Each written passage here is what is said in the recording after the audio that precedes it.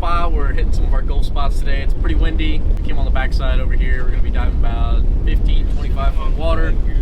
Super shallow stuff, trying to get on some nice big hogs. It's a target for today. Gonna try and get Kat here on her first hogfish. So I'm Kat. I'm Justin's girlfriend.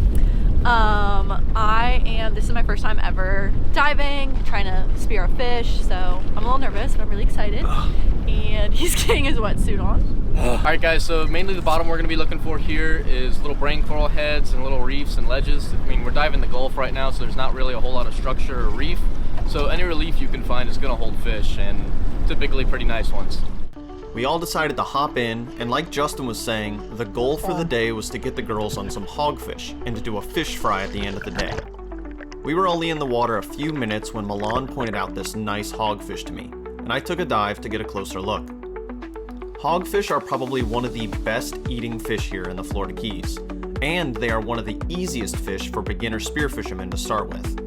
When I grew up here in South Florida, you could take up to 5 hogfish per person, with a minimum size of only 12 inches, and they could be taken year-round. Because they're so easy to shoot, and there were generous bag limits, the population of hogfish in the South Atlantic zone was found to be overfished in 2017. As a result, the regulations were changed to 1 fish per person with a minimum size of 16 inches, and the season was only going to be open for 6 months out of the year. Since these changes in regulations, we have seen a lot more large hogfish around. The fishery is still nothing like the Bahamas, but it has come a long way since 2017. After taking a close look at this fish, I told Milan that it was definitely legal. She took a dive and lined up a shot and made sure to avoid hitting the fish in the fillet.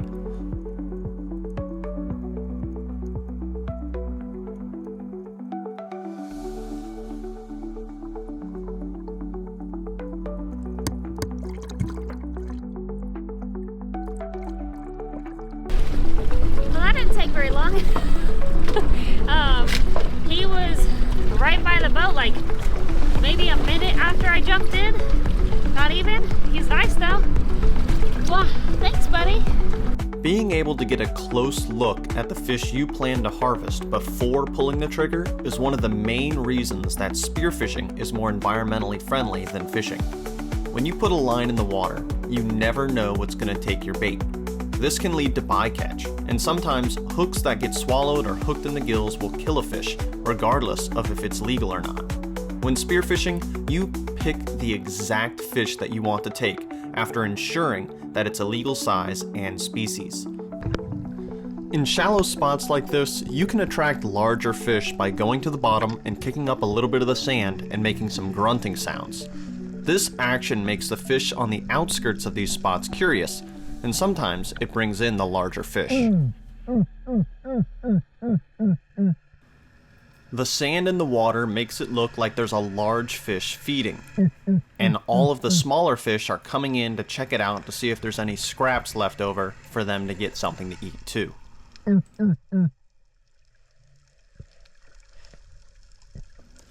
Nothing came in on this dive, but as soon as I came back up to the surface, I see a really nice hogfish coming in to investigate. My dad sees the same fish and starts lining up a shot. With 6 of us on the boat, we only needed 1 more hogfish, and we were going to try to get Kat on one if at all possible. It always amazes me how much life these small spots in the Gulf hold, with only 1 or 2 brain coral heads. We had a ton of fresh grouper from the last couple of days, so we were able to be super selective with what we took from these spots. While looking for another hogfish for Kat, Milan and I came across this stone crab trap. Stone crab season is closed this time of year, and the fact that there was no line or buoy attached makes this a ghost trap. Ghost traps usually have their buoys cut off by boat propellers, so they can't be checked on a regular basis or removed from the water after the season is over. As fish enter the trap, they can't escape and eventually die from starvation. The dead fish then attract more fish and crabs into the trap, which also die over time.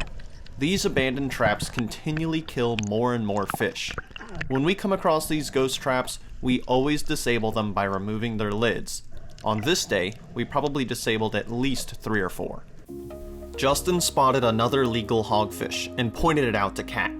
Keep in mind that this is the first time that Kat has ever even held a spear gun, and has only free dove for the first time the day before. She lined up on the fish and pulled the trigger from what seemed like an impossible distance. The shot was low, and the hogfish tore off and headed into a nearby coral head. Holy shot! Good job! He's rocked up, you got him! Milan came over and gave Justin her loaded gun so that he could go down and put a second shot in the fish to secure it.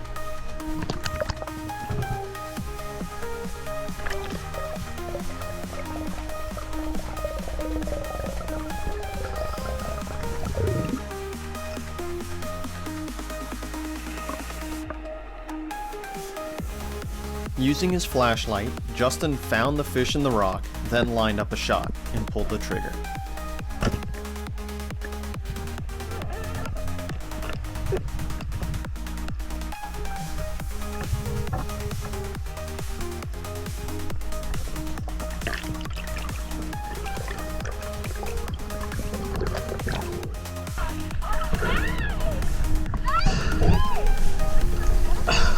Even though we had only been diving for about an hour, we decided we had more than enough fish for lunch. Justin and I could still shoot our hogfish, but it was better that we only took what we needed. We had plenty of fish back at home from the past couple of days. We only needed about 6 fillets for everyone to have fresh fish for lunch. Kat shot her first hog! I did it! We're heading to the beach. I'm gonna go fry them up.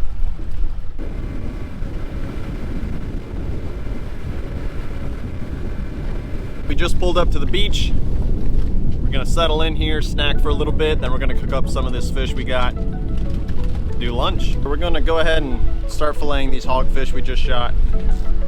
I like to chill the fish a little more than this.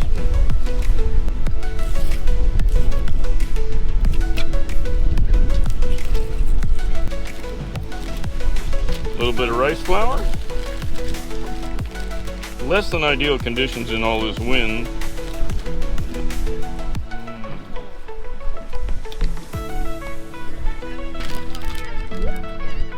Put a couple fillets in the bag. Give them a good shake. Give them a little egg wash.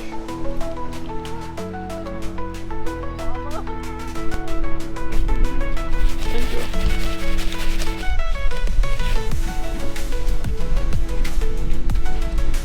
So we got a very simple cooking setup here today. It's literally just a single burner Coleman. The original plan was to do it up on the beach, but this sandbar behind us is actually quickly disappearing. Tide's coming in. We were worried about the burner getting blown out by the wind, so we're doing it on the boat, which isn't ideal, but cooking with oil. I would do one fillet at a time.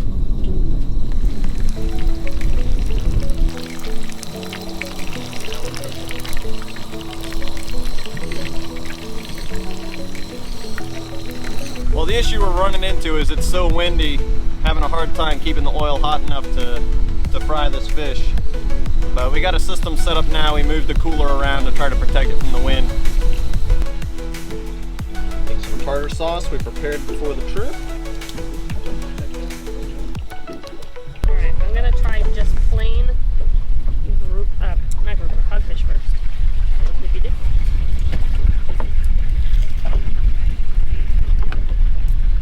Oh, killer. Is it good? Some of the best fish I've ever had.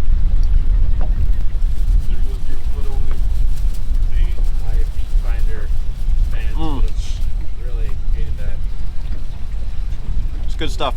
Only thing that could have made it better if this wind was like 20 mph slower. Probably one of the best hogfish sandwiches I've had in a while, and in a great atmosphere. Can't get this at any restaurant. I think we're gonna just finish up cleaning up here and we're gonna head back to Key West. Thanks for watching, guys. See you guys in the next one.